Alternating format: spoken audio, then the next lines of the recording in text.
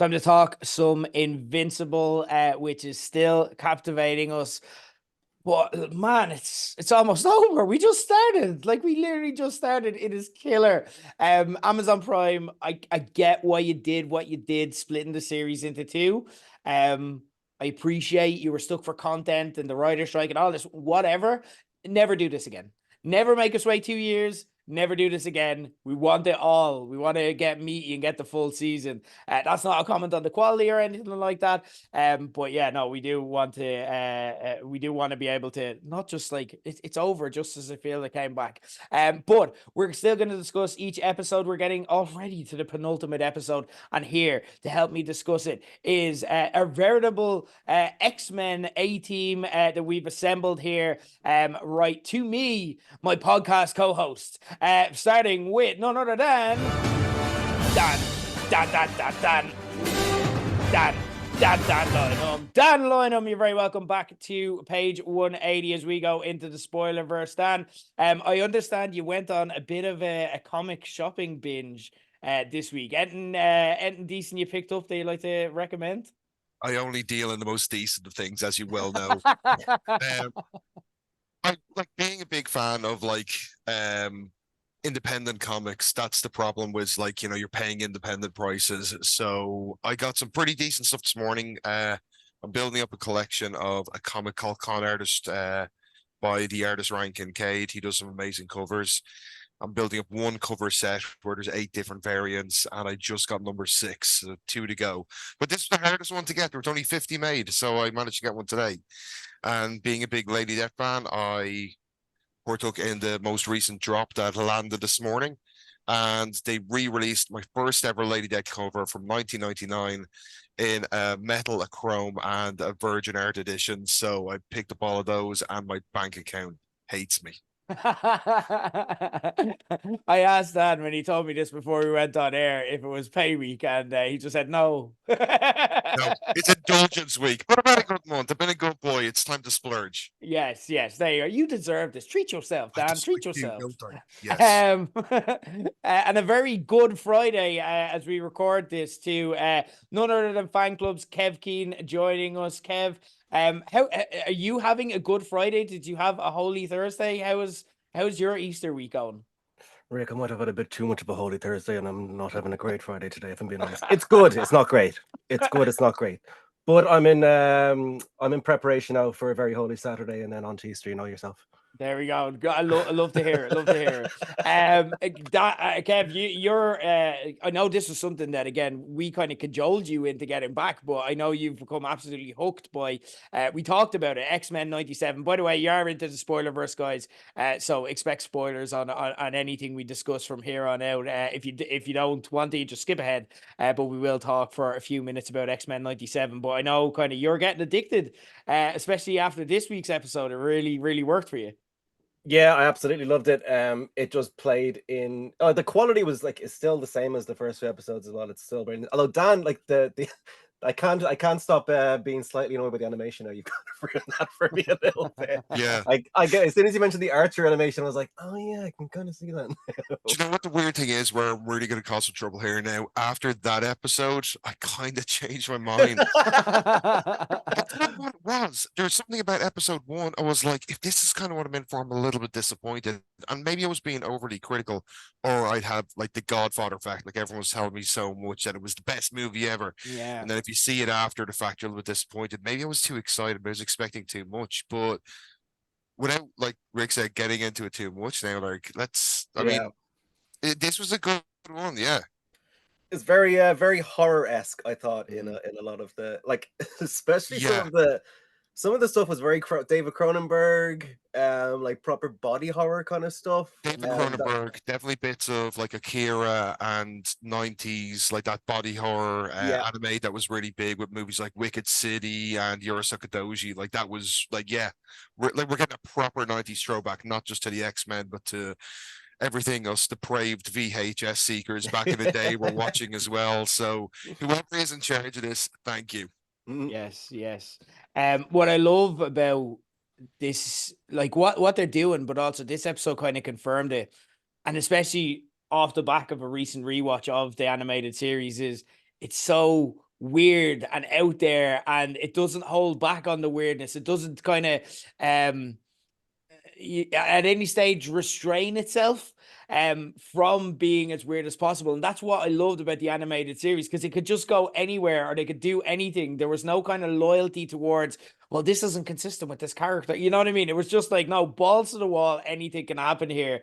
Obviously this week we saw Sinister come back. We saw Madeline Pryor became the Godlin Queen for a while. Kind of the whole fake Jean storyline. You got Nathan Summers in there, like the Cable kind of origin story as well. And what I love about that is a throwback, obviously, like Cable, obviously established character in the X-Men universe, and was for anyone who doesn't know or doesn't remember, that name is ringing a bell, was the villain in the Deadpool movies as well. But like that, there's his origin story in there, but they're just kind of throwing it in there. They're not hamming it up too much. They're not looking for points. What I love as well about this series is I looked at the kind of episode titles, and I won't give anything away with it, but there's like next week is the first part of a two-parter. So that's episode 4. And the second part of it is episode 6, which is just very animated series. I don't know why. There's just one episode in the middle where it's like, is this out of sync? Is this like, what is going on with this show? Like, it's just so fucking weird, and it plays by its own rules, but it's by someone who loves this stuff, and you can tell they're doing it intentionally. So, Kev, you're hooked. Then you're all the way back in. I'm just a weekly viewer. I might even have to go back and just start watching the old series again. Yeah. I know I did a recap of it, but I might just go back. I also forgot about how fucking cool Bishop is. Yeah. He's so badass at it, like, because he's not really been in the movies, and you would forget about him if you weren't reading the comics, and kind of it's been years since I've seen the show. Yeah, that scene with him and Cyclops when he paired him up was fucking brilliant. It was so good, very satisfying to watch. In the what was it, like the 9 levels of hell, I think they were in. Of course they were. Beast made the Dante's Inferno reference, which was pretty cool. But Yeah, like what you're saying, Kev, which is brilliant about this show, is that some people, looking back in retrospect, criticized the X-Men cartoon for not showing their powers properly. Whereas you're getting the exact opposite in this. A lot of the comic fans I've spoken to recently have been like, isn't it great that Cyclops is actually showing how powerful he is? Like, he could jump out of a jet and like parachute himself down with his beams, or Bishop actually using his power. A guy I work with said, I watched the entire animated series in the 90s. I forgot Bishop was a mutant. I didn't even remember what his powers were until he watched this episode. I'm kind of in that same boat as well. Like, just completely forgot what his powers were. Yeah, that's like, even having watched it, you just think he's like he's a big badass guy with who knows how to use a big gun. You know what I mean? Like, and he can time travel. But yeah, cool. Yeah, it is. But he makes it work in spite of all that. You know what I mean? Well, if you think about it, like, if you look at Invincible, like, essentially, like, Viltrumite's superpower is they punch you, but really hard. You know what I mean? You go miles, like. But yeah, no, it is interesting. And yeah, no, look, I think we're all agreed. We love this show. We're big fans. I think, you know what?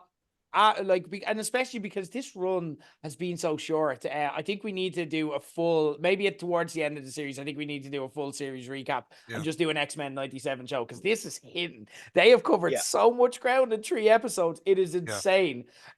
So yeah, no, I'm loving it, and I just can't wait to see more. And then obviously, like, we're having a hot X-Men summer. Like, again, it's all kind of culminating in Deadpool x Wolverine, like, so amazing. Cannot fucking wait. But we're not here to discuss X-Men 97. That will save that conversation for another day. We are here to discuss Invincible. And guys, as the title of the podcast would indicate, you are going into the spoiler verse. So you are not in a spoiler-free zone. We are going to be talking about everything that's happened in the Invincible TV show up to this date. We will touch on the comics, but we're not going to spoil any upcoming plot points or anything like that. Dan, in particular, is an Invincible superfan when it comes to comics, so he's going to use his knowledge to kind of entice or give you more background information, maybe preview some things that you might want to expect, and tip us off on stuff we should look out for, maybe give that kind of extra perspective. But it's not to spoil that, but we will be talking spoilers from here. So if you haven't watched this week's episode that is airing now beautifully on a Thursday morning. I love that release schedule, by the way. If you haven't watched it, go watch it and come back and then listen to us. But before we get to discussing the episode, as always, what we're going to do is we're going to recap it in the way that we always do to put ourselves back in the mindset with our alt recap. And Mark ditches Amber at Comic-Con to go save Rex from Octobos, who talks like me doing the French oral exam in the Leaving Cert. And the only thing worse than dragging your attractive non-nerd girlfriend to a con is abandoning your attractive non-nerd girlfriend at a con. It's like Mark is following a recipe for growing your virginity back. What are you doing, man? Come on. I feel like the writers as a whole, though, have never had girlfriends here and are just basing all of their knowledge on relationships on reading the made-up advice pages in teen magazines. As Robot's storyline now has him trying to fix Monster Girl. Like, he literally said, I want to fix you. It's like, come on. The immortal, I still can't get that right. It looks better when you write it down. The immortal and Donald try handing their notice to Cecil. Ever the empath, Cecil tells Immortal to have a holiday and shows Donald 39 videos of him being savagely murdered. Somehow, this worked, and within a few hours, Donald is talking Cyborg Rick off a rooftop. Principal Winslow is now Dean Winslow and talks Mark into making a decision on college or heroism. Mark chooses Amber, but because that would make for a really bad TV show, on their next date, Anis the Viltrumite shows up and threatens to murder her unless they talk. The only problem is, talking in space is really boring unless you've got Alan's telepathy thing, so they decide to go for an adventure instead, as Anis gives Mark a big assist in saving a ship from a kaiju. Mark goes full Jon Snow in the dragon pit and decides not to tell a white lie for the sake of humanity's survival, so they end up scrapping and Mark takes a massive L, then gets dumped by Amber, then going home to find his man being held hostage by Angstrom Levy, which made me feel much better about me saying that I'd had a bad day by basically having a lot of pointless Microsoft Teams meeting in work yesterday. Maybe it wasn't so bad. Maybe it was just a bit of an inconvenience. Speaking of Alan, he's flying home in space and also encounters Anis aboard a Viltrumite prison ship. His new powers means that he's basically Hulk Hogan in the 80s. He takes a shitload of damage but is still grand and then punches someone once and they start bleeding. Unlike Hogan, he can sell though without uncontrollably shaking, so he decides to play dead and get on the ship. And that sets us up for our finale. That was season 2, episode 7 of Invincible. I'm not going anywhere. And let's talk about the episode and kind of overall thoughts, because this was something that I have something to say, but I want to check in on your guys first. Dan, what was your thoughts on this episode, and I suppose also how it set up the finale? So it was definitely like a slow build, I found anyway. There was a lot of kind of cleanup work that needed to be done. Having a good idea of the way they were going to get to how they're going to finish up this season. I was kind of trying to like work out that path in my head and realize there was a lot of stuff they need to get through. So it was interesting seeing what kind of direction they were going to go for and how they're going to get it all together. So that's what this felt like to me. It was like gathering up a lot of stuff. But we've seen Anissa's debut, which I won't go into, but Anissa is in the fandom one of the most hated characters. Ooh. And I don't know Ooh. if that's because they don't like her or because she's written incredibly well. One or the other, both, none, who knows. But a lot of people who have read the comics were looking forward to and equally apprehensive about her showing up. So there's a lot to come. She plays a role. Okay. So we've seen a key character being introduced this week, and like you said, we were seeing the return of another key character with Angstrom finally putting his pieces on the table and moving them into place. He seems like he's ready to strike. Yeah, it's interesting to get Angstrom back as well. Kev, obviously, without that knowledge there as well, and kind of coming in cold like me, did this episode keep things ticking along for you? Were you a fan, and how do you feel it set up the finale? I thought it started out really, really strong with all the Rex stuff as well, with Octobos, and kind of what I wanted from last week of Rex being a bit unsure of himself. And kind of finding the courage. I think when you realize Octobos is kind of a bit dumb, he kind of got his confidence back. But I love the start, but the middle of the episode, bar the Donald stuff, which I still absolutely love. I thought it was just very, very slow paced till we kind of got till the ending as well. So for a second last episode in a season like this, it was a little disappointing from some of the middle slowness of it, I think. But for the most part, though, I did enjoy it, and it left us off with an amazing kind of cliffhanger, as they usually do as well.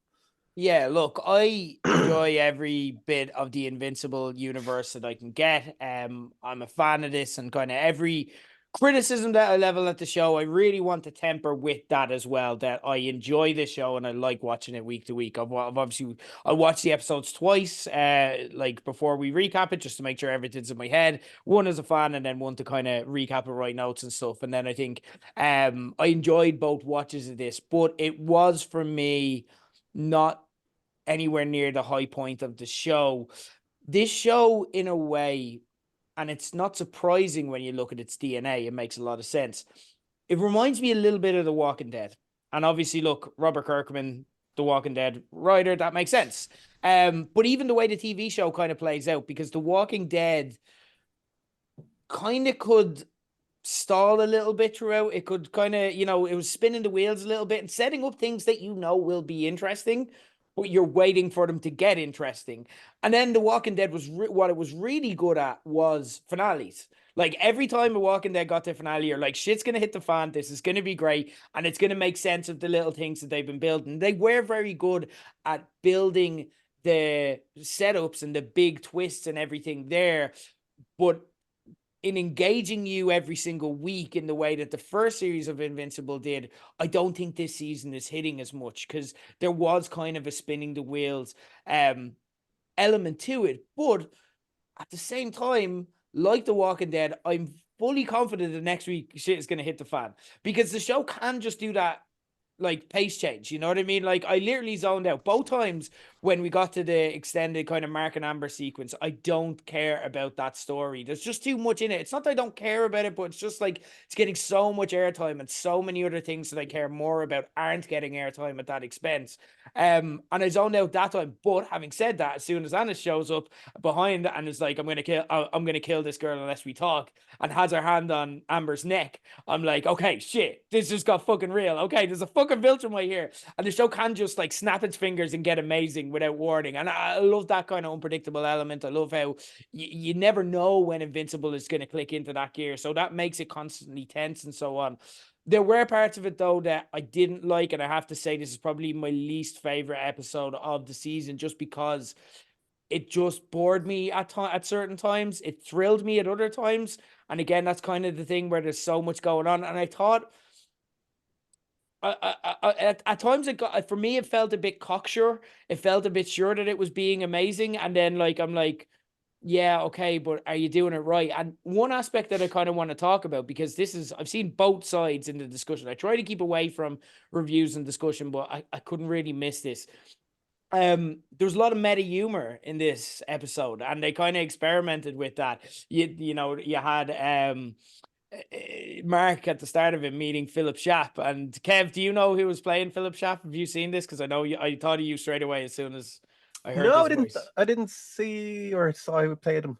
That was Tim Robinson from I Think You Should Leave. No way. Yeah. They have everyone my in God. this show. Yeah. The casting great. in this show continues to be absolutely elite. They had him. They had Al from Die Hard as Dean Winslow as well. I recognized him straight away. Like it's like, oh, what the hell? I'm like, oh, just like, please, just read me out like the recipe for or the ingredients of a Twinkie. But yeah, Tim Robinson was Philip Schaff. They had they were joking about like having to wait a long time between series and tricks they do with animation. There was also the gag about like how the Guardians essentially suck as a hero team, which isn't untrue. What were your thoughts, guys, on kind of the humor, Dan? Like the use of meta humor, is that something that, like, Deadpool, for example, the movies brought in something the comic was famous for, and the breaking the fourth wall. Is that something that the comics get into, or was that like a TV show original kind of addressing the audience and any concerns people may have had? It's something that's totally in the comics. It seems to be this ongoing thing with Mark's like kind of personal life, and in the era that the comic came out, just as Wizard and stuff like that was falling, and we had the Frank Miller, Neil Gaiman fight against established comics and all this other stuff happening. It was the perfect time for Invincible to poke fun at the comics industry. So this is something that was taken directly out of the pages, whereas you had the artist who was clearly supposed to be portraying Robert Kirkman talking about uh the actual like the animation styling. In the comics you had Ryan Otley, the artist at the time, talking about like multiple panels. There's in the comics there's one page where Marcos isn't using the same panel 9 times incredibly cheap, and then the next page is literally 9 panels of Ryan Otley's face, and then the last one he says, I don't think so. So this is the same sort of stuff that they pulled in that. And also for the keen-eyed, it looks like that scene where they mentioned that the animation might be different. I'm pretty sure that still of Mark where he looked like he was drawn by a different artist was written or was drawn by the artist Ryan Otley, who's one of my favorites. And I loved that little tip to the comic book fans. So this is something that does exist in Invincible, but it's not the same way Deadpool does it to make it like he's aware that he's a comic book character. Yeah. This is more so with poking fun at the comic book industry, especially with a company like Image, who've had such a storied, tumultuous past in the comic book industry, that they were in the perfect position to be a powerhouse of the industry, but also poke fun at the real big two that they were in constant turmoil with. Who one of the original members, the legendary Jim Lee, is now the president of DC Comics. So I don't know. These guys are all now the biggest guys in the comic book industry, but I think Invincible should be poking fun at this, and I like the way they transmit it over to the animated show. Okay. Kev, it's the first time we've got to really experience that meta side. What were your thoughts on it? Yeah, I thought it worked. It didn't because of the context that it was in, that he was at a Comic-Con talking to his favorite artist. I thought it really worked within the episode, and it was just it was making fun of itself and had the wait times as well, because I think he asked, so when's the next one going to be, and he's like, it's not for the year. Which is kind of like, I guess, us the fans asking when's the next Invincible going to be. And I liked because it was all done kind of in world and in context. I thought it worked really, really well, and it was legit funny to me as well. The other thing you mentioned though, in terms of the meta thing that I didn't think worked, was the whole, this is what each person does in the team and why the team is shit, and we come together like a family, and that whole cliche thing. It felt, I don't know, that didn't land as much for me, and it just felt a bit disjointed because it wasn't paid off at all. And I just thought that was a really odd scene, although I did love the line of Samson being bald and not having hair. Yeah, that was really good. Yeah, but I thought it worked for the most part, but that bit was one of my biggest criticisms, I think, of the whole episode. Was just like, what was that? This joke didn't land, and it just felt like it wasn't paid off. I definitely inclined to agree with that as well. I mean, that's something I don't remember from the comics, but I kind of found myself thinking, what's the point? Yeah. Yeah, it's and again, we all have, like, we all have big wrestling fan backgrounds and whatnot as well, and it's that whole thing of don't shit on the thing that you're doing, because it's just like you're shitting on your script there a little bit, because you're so right in what you say that it's cutting too much. I think the thing with me that and I like that context. That's why I asked the question of you, Dan, if that was kind of a staple, because I kind of felt like it was, and I just didn't know. Because for me, it didn't land initially, not because it wasn't funny. I did laugh at first when he said, like, yeah, you have to wait a long time between seasons. I'm like, okay, yeah, you get what the public conversation is about. But like, for me, it went on for ages, and then it was kind of smug. And for me, meta humor, I can get into it, but it's the kind of thing when it doesn't work. And to use a wrestling example, it's like the Young Bucks sometimes, you know what I mean? If they're in a shit storyline and it's not working and they try to get too cute, you're just like, oh, fuck off with your stupid jokes. Do you know what I mean? But if you're in something amazing, you're like, right, that's really funny. You know what I mean? Because I really like what you're doing right now.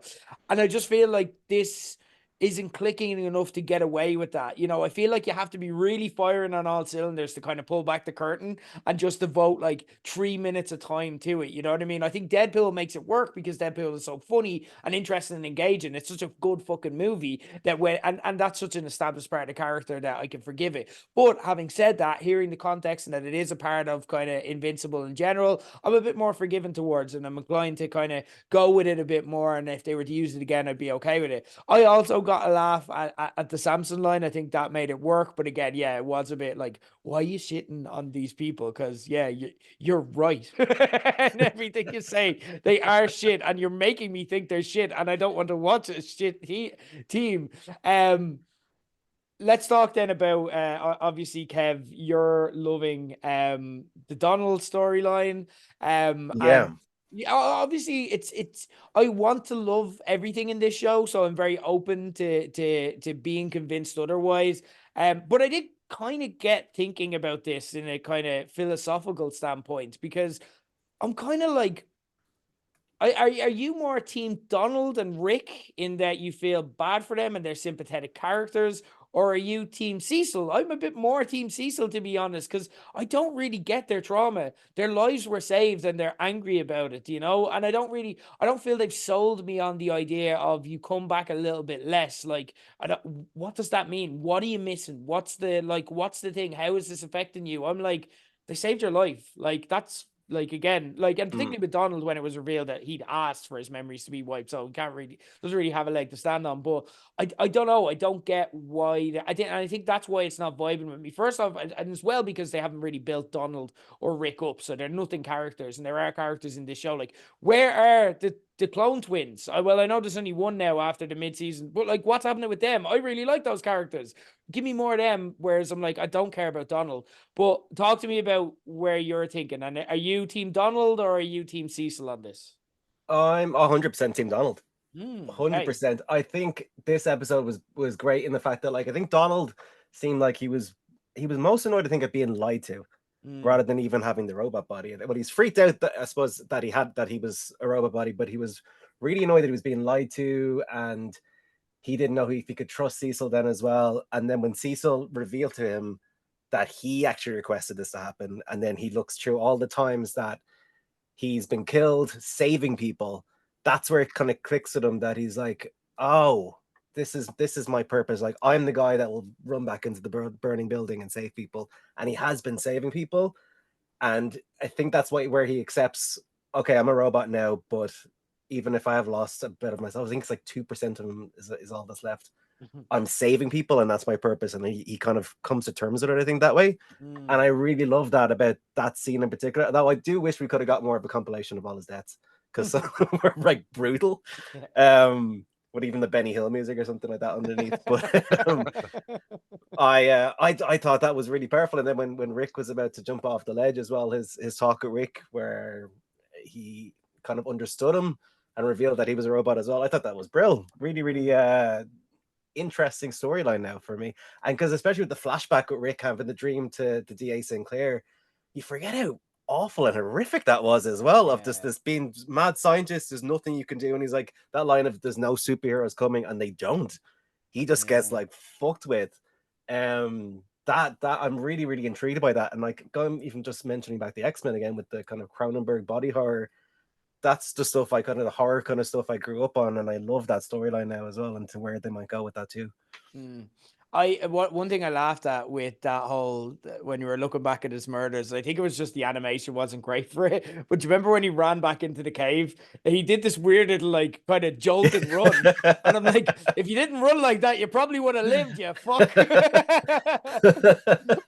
But also, I did like the scenes where we went back to season 1 and the flashbacks to DA Sinclair and that whole episode, because that was fucked up and that was great.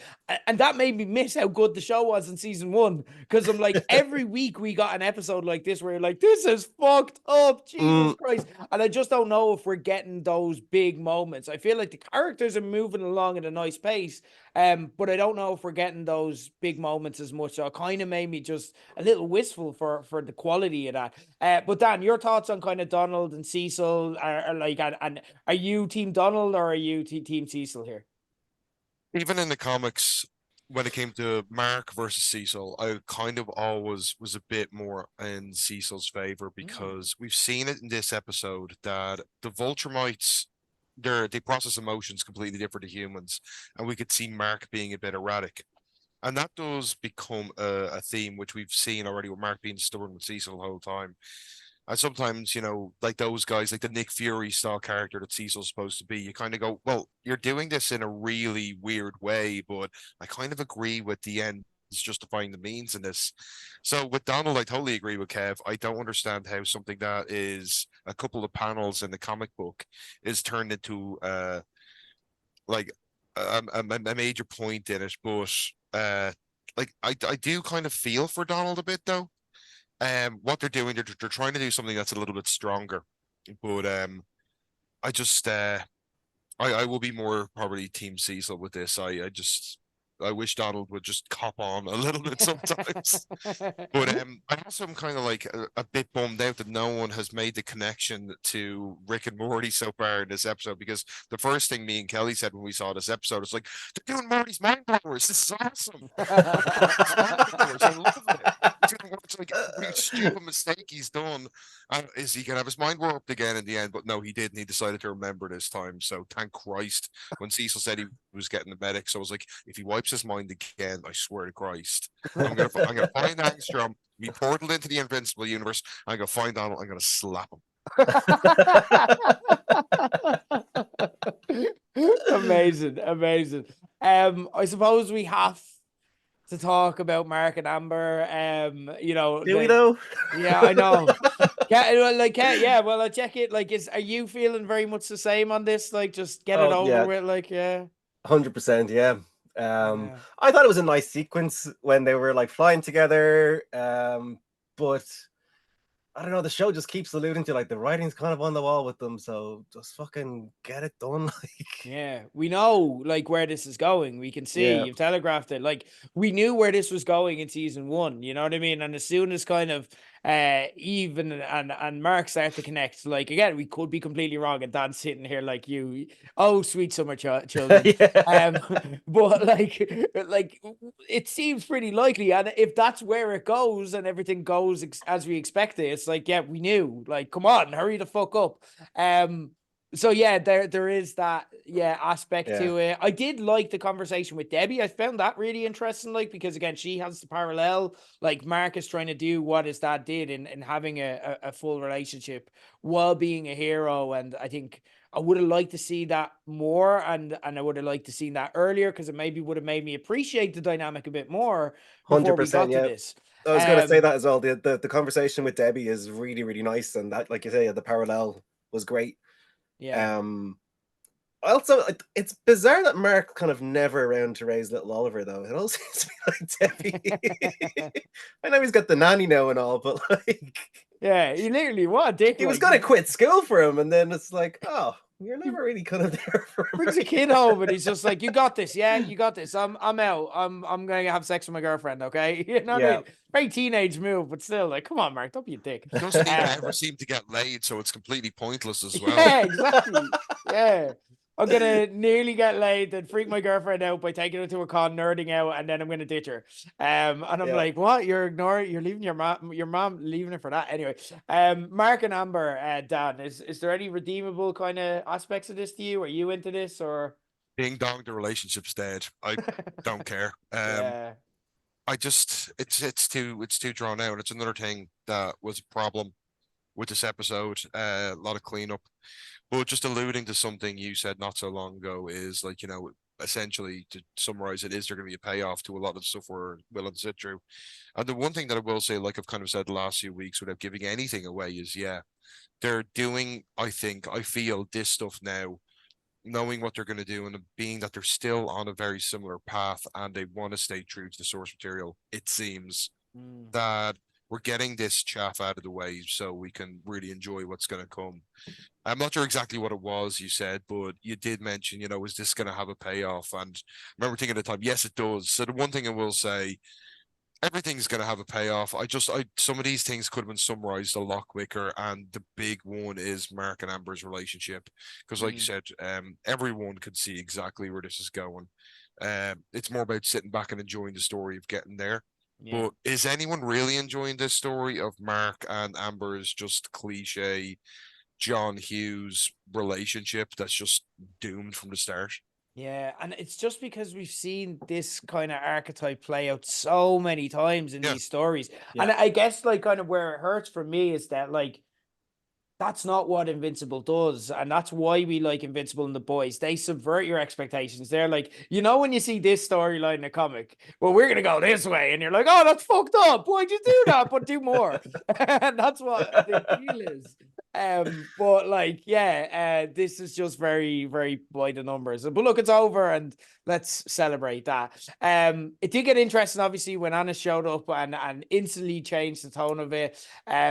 The one thing that kind of got me, and again, Dan, I'll be interested to kind of get some more non-spoiler kind of context on Annis. You've already kind of got me excited, but like the one thing that got me here, Kevin, I don't know if you thought the same, and maybe again, Dan, you might look at it as naive, knowing more than us, but I thought she gave a really great pitch for being taken over by the Viltrum Empire. I'm like, yeah, Earth sucks. Now maybe it's because I watched the entire series of Three Body Problem, and I'm like, yeah, take us over. Like, it's fine. I'm like, yeah, we're not good at this. Just watch the news and you're like, just take us over. You Yeah.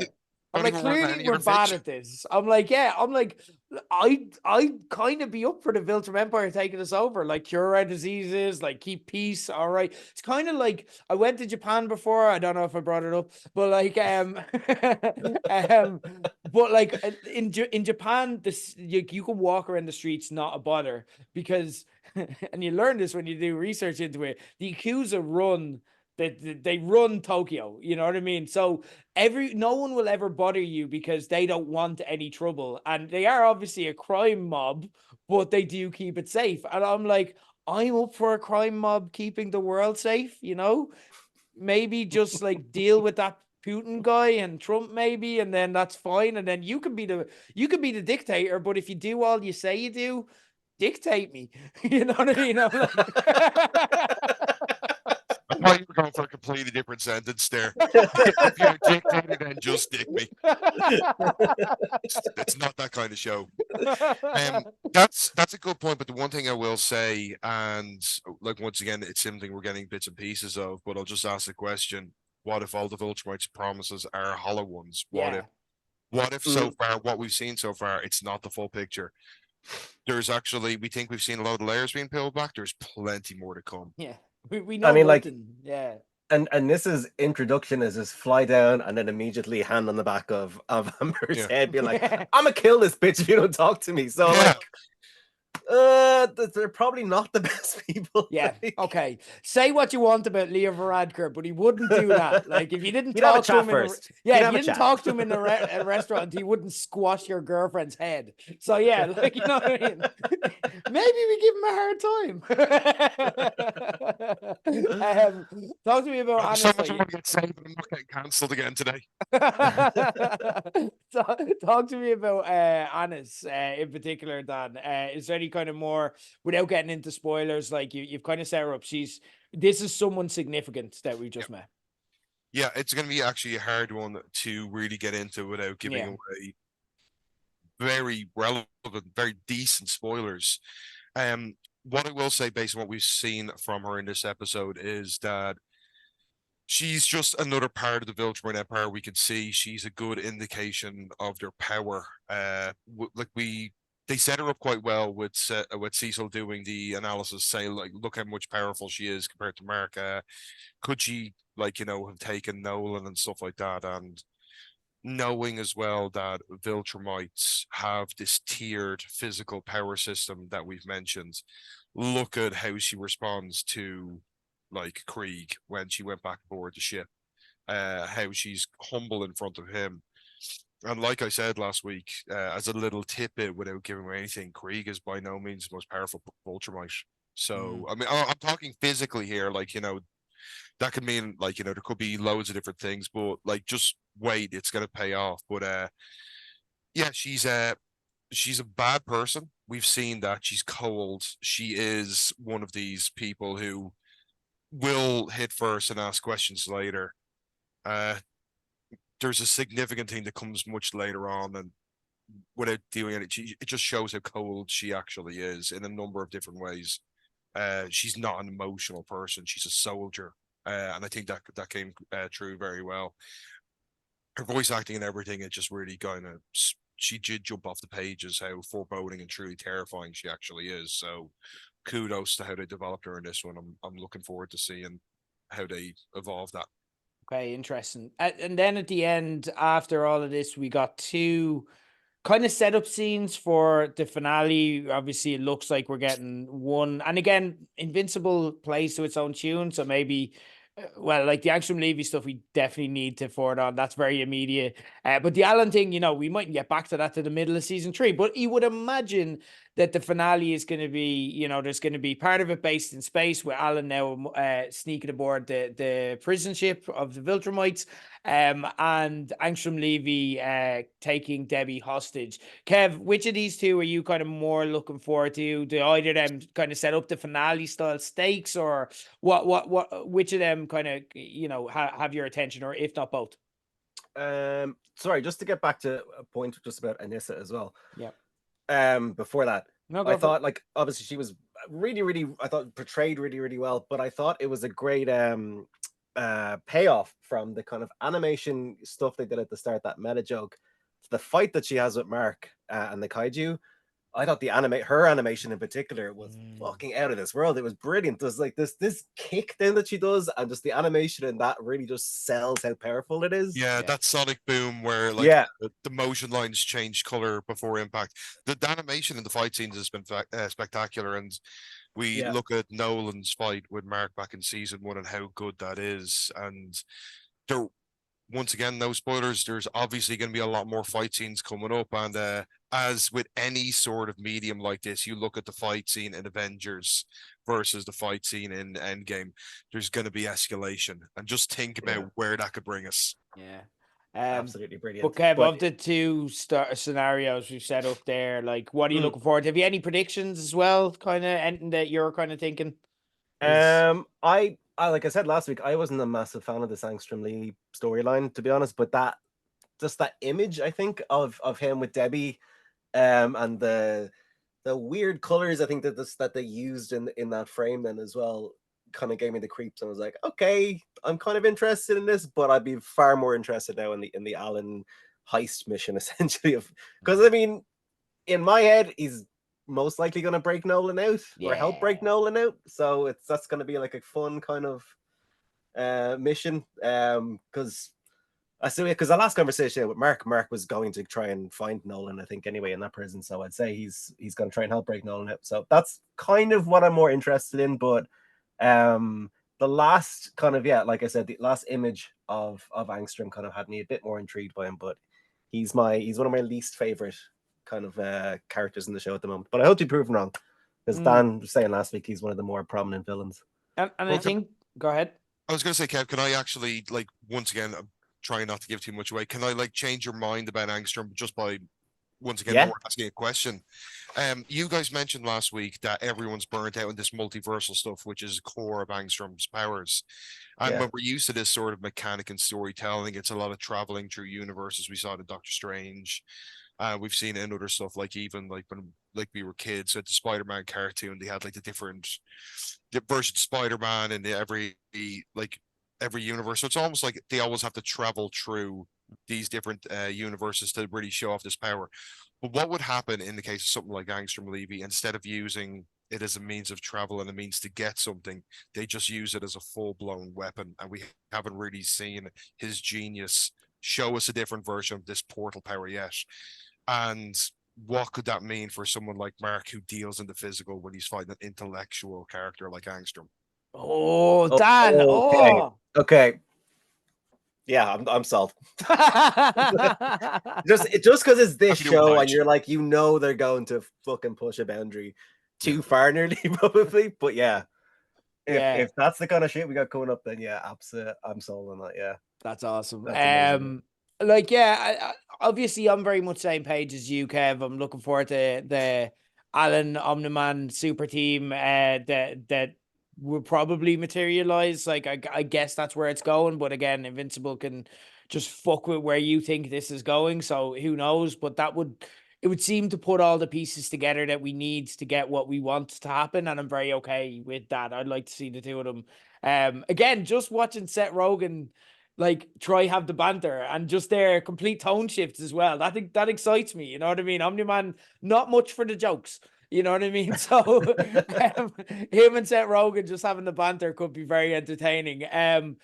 Yeah, look, if it was a smaller villain, like I'd fantasy book it and be like, yeah, just as like you think Mark's like not going to be able to save the day and Angstrom has him, then Omni-Man comes in, destroys Angstrom. But we know Angstrom is a significant villain here. So I guess it's more the opportunity to learn about Angstrom. And again, as well as what Dan's just kind of sold us on is what's enticing me here, because we just haven't got a lot of them so far. So I want to learn why he's so angry as well. Like, I got like what happened at the start of this season and so on, but like, I feel like he went from not to mortal villain very quickly without even trying to understand it. And again, like the Angstrom we met at the start of the season was pretty rational. He seemed like a good dude then, you know what I mean? And he's gone into that mode. So I'd be interested in just fleshing that out and learning more about him.